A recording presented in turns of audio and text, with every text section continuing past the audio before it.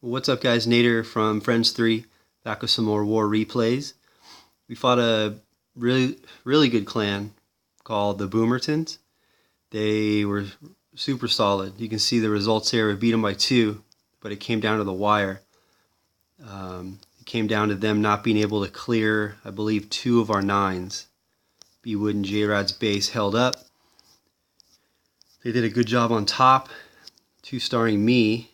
And then Icy's a brand new 11, which they couldn't clear, and then they couldn't clear Krov, who's a max 10. So, I mean, if they had been able to clear these guys, it would have been super close as far as percentage, but they couldn't, so we beat them. And you can see what we did. Obviously, we cleared all the 9s, and we cleared a couple, well, I dipped on one of their 10s, and then we missed there. But SL was able to take out this 10, which we're going to watch. Great replay here. SL coming with the air attack on a pretty high level 10. Looks like he's got basically max Town Hall 9 defenses, but really good walls. Pretty high level heroes. And of course he's got the Expos, which are always tough to take out. SL comes with the air here. He brings his kill squad from the top left. 2 golems. His AQ takes out that cannon, which causes that golem to walk in. He's got an awesome funnel there, so he knows everything's going to go inside. And then once the golems start leading the charge, he sends in his bowlers. And he drops that jump perfectly in there and then rages them up. The Infernos were close enough to be able to freeze with 1 spell, which obviously is never a good idea, but he took advantage of that, was able to take out both Infernos and 2 air defense, and the enemy AQ and the CC. So pretty crazy effect there by his kill squad to be able to get in there and take out that much of the base. And then once basically 50% of the base is taken out, he sends in his air attack with 2 hounds to the first AD, targeted loons and haste spells. That final AD goes down, and he's still got a hound up. And there's only 2 more defenses that can even target his balloons. So he drops his final 2 loons there on the back side. They close in on that archer tower. Don't quite take it out, but he's still got that hound to tank, and he's got a ton of balloons closing in there. He's got his bowlers up top doing some cleanup and a bunch of pups, and he's still got his queen. So really nice attack by SL to recognize that he could get into the core there and smash both Infernos and take out 2 ADs and the enemy AQ and the CC. So again, great value for his kill squad. Crush that base. Nice attack, man. Let's look at their number 7 getting taken out by Ryan. Ryan's been on fire. He's a beast. He loves this air attack, and he does it well here. He brings in 2 golems from the top left, kind of left corner area. Obviously wizards behind to create the funnel. And then sends in some wall breakers to get his golems in there. And then once that funnel's created, down go the heroes. Perfectly placed jump spell there. Got some bowlers in the CC. They're going to move their way into the core of this base. He's going to drop a rage and a heal here pretty quick, I believe. Down goes the heal. And down goes the rage, and then it's just his troops are going to go crazy. He's got the bowlers with the double bounce doing some pretty nice damage. Both heroes in there in the core now. So the enemy CC is already dead. He's got one of the ADs down. It takes a little bit longer for that second AD to go down, but eventually I think the queen jumps in there and takes it out. So he knows that he has time. If he starts his attack from the opposite AD, he knows that probably, hopefully, by the time he gets to that backside AD, that his kill squad will have gotten in there and taken it out, which it looks like is happening right now. So the loons are converging. He's still got that hound in there, and then his AQ is able to take out that AD so that there's really nothing on the backside that can target his loons. The enemy AQ, he didn't target the enemy AQ, which I never recommend. But I think he knew that if he could destroy almost this entire base, he would still have some troops up that would allow him to get in there and take out that AQ, and it wouldn't stop the attack. So I don't know. It had to have been on purpose because the AQ is so far to the backside of that base that there's no way his kill squad would have made it all the way in there. So I think he left her up on purpose. Again, it's not always recommended, but I think he knew that he could get back there eventually, which he did, and he takes this base out pretty nicely. So great job by Ryan, getting the 3-star. All right, let's look at number 8. I think this is Ryan again. He had a 6-pack with another really nice air attack. Let's look how he did it.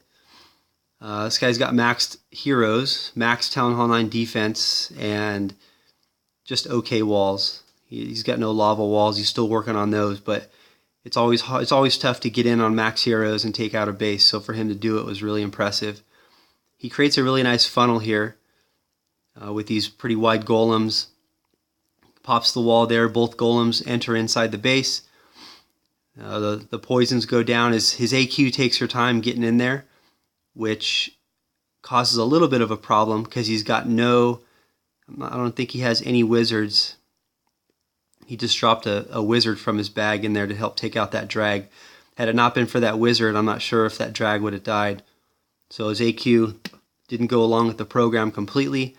She takes a walk going south, which is the complete opposite side of the base from the rest of his kill squad. But he's got his bowlers in the core. He's got his king up there at the top of the base, helping to take out some of that trash so that his loons can just get directly into that AD without having to worry about anything else. His hounds don't take much damage. He's still got both hounds up there. And if you look on that backside AD, those bowlers and that one wizard eventually get to it. So maybe a little bit of luck there. I think he wanted his AQ to get in and help take that out, but she didn't quite make it. But you can see there's nothing left. I mean, this base is already trashed up, so he didn't even really have to worry about it. I think even if that AD hadn't gone down, it still would have worked anyway, because he's got that hound there with so much hit points that it's not really going to matter. It's just cleanup. So nice 6-pack by Ryan. He loves that air, and he does really well with it. Keep it up, dude. All right, number 10, getting taken out by... This is crazy. All right, before I get into it, well, let me start the replay and then I'll pause it really quick. Uptown's our number 23. He is an 8.5, like barely. He's basically a Town Hall, I think he's got like Town Hall 7 defenses. You can see he's got a 10 king and a 7 queen.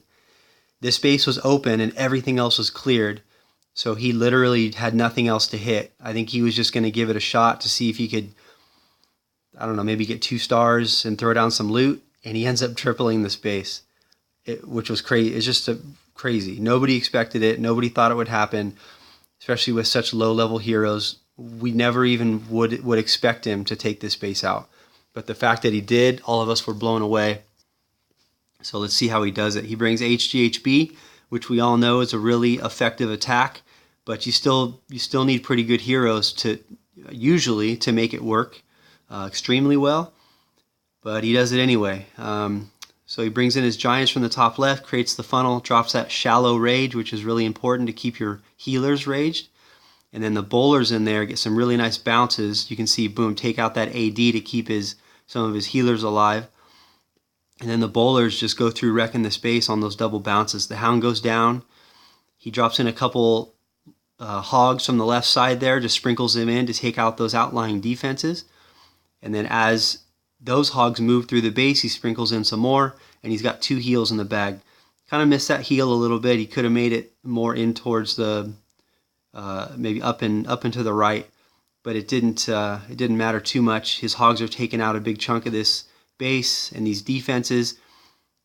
He's got, I think, 2 of those hound pups pounded on his hogs, which is never a good thing, but it's only 2, and his hogs have been in that heal the entire time.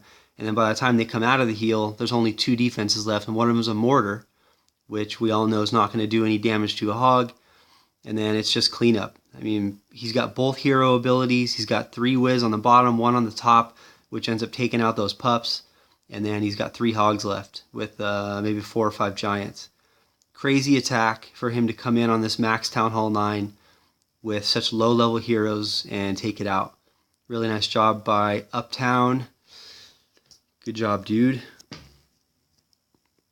All right, number 11, getting taken out by Evan. Pretty good base here. Very funky. We had a bunch of people fail on it. So Evan brings in an HGHB from the bottom half, drops down his giants, and if you look, I'll pause it really quick. That mortar, if you're coming in here with HGHB and you drop your giants in, they're going to path to that, and then they're going to dip, most likely dip back out of that box to that mortar and mess up this whole attack. So Evan does a good job identifying that he needs to take out that mortar for his giants to stay along this bottom right section of defenses. So he drops in three wizards down there to make sure that mortar goes down and that his giants are ensured to keep going in this direction. So drops that shallow rage to keep all his kill squad alive, double poison for the CC. His BK walks, which obviously wasn't part of the plan, but essentially the BK he ends up being a cleanup troop. The BK just walks along that bottom right side, taking out that trash. Drops down another rage to get all his troops there into the core. His bowlers take out that Expo, which was awesome, and then those remaining bowlers scoot up there to the AQ, and with just a couple shots take her out. So all the objectives have been completed. He's got the AQ dead, the CC dead. He's still got his giants in the core or the top left of that base tanking, and he begins to send in some hogs from the left side, as well as a couple hogs from the right side, because he knows that his BK is not going to pound through those walls into those defenses, but he will tank for the hogs. Use the AQ ability, and then right before all these hogs converge on these final two defenses, he drops that heal down. Probably could have swagged it, but just in case there's some surprises in there, he wanted to have enough hogs to clean up the base, which is all that's left. Nice attack by Evan coming in after a couple attacks, because he already knew where the big bombs were, to identify an attack that could get in there and take it out and 3-star it. Nice job. All right, 12, getting smashed by Enki. Enki's like our heal swag master. Seems like every time he brings in this Queen Walk Vaho, he ends up swagging a heal. So I don't know how he does it. He's just really proficient. I think he does a really good job of base identification as far as where to enter the base, so that he doesn't have to ever use that heal. It seems like he's always got a heal in the bag at the end. Nice funnel created there with that wizard on the bottom. The AQ's only got one place to go. After she kills this mortar, she's probably going to step up and take out that gold storage, but then she's going to move north. And then as she moves north, in a second here, he's going to drop his BK at the top corner with some wizards to ensure that the BK goes right, because he knows his AQ's going left. And he's going to have a nice funnel there. I always recommend sending in a hog to lure the CC, because if your AQ does something stupid and doesn't follow your kill squad into the base and there's an air CC, the CC is going to take out your kill squad, which is not good. So always send in at least one hog to draw that CC out. So the CC's dead, the AQ's dead. Here comes the BK funnel. So BK up top with a couple wizards, and then once there's nowhere else for him to go, he drops his Valks down. And his AQ created the other half of that funnel to make sure that the Valks would only go to the core. He already used a rage for his AQ, so you don't drop your initial rage for your Valks into the core. You hold your first rage, you just heal him in. He has all of his Valks continue into the core of the space, and they are smashing. He hasn't even dropped a hog yet. Other than the first hog he dropped to draw the CC, he's kept them all in the bag. Some targeted hogs on the backside there, and they are smashing the space rather easily. He's still got his AQ being healed by those healers. He's got a ton of Valks there in the core, and he's got his hogs taking out these last remaining defenses. This base is toast. Nice attack, Enki, the heal swag master. Good job. All right, one more. Let's look at number 13, taken out by J-Rad. He brings in an air attack as well, which is nice. You see he identified this base. This was his assigned base for the war. You see that he has really low air defense and his heroes are pretty low. J-Rad's got nice heroes, so he knew that he could come in and destroy this base pretty easily, which he does. So he creates the funnel at the right corner with that baby drag. And that lone archer tower is not going to be able to handle a baby drag, so he knows that he'll get some good value out of that. The AQ steps up and takes out the elixir collector, and then she moves into towards the core of this base. I think you wanted the AQ to step up here. There she goes. AQ steps up, lures the CC on her own, so he doesn't need to send in a troop to lure it out. She's going to pop her ability here. He takes out the rest of that CC and the AQ moves north. And then he does the same thing that we just saw in the video previous where Enki drops the BK with some wizards to create the other half of the funnel.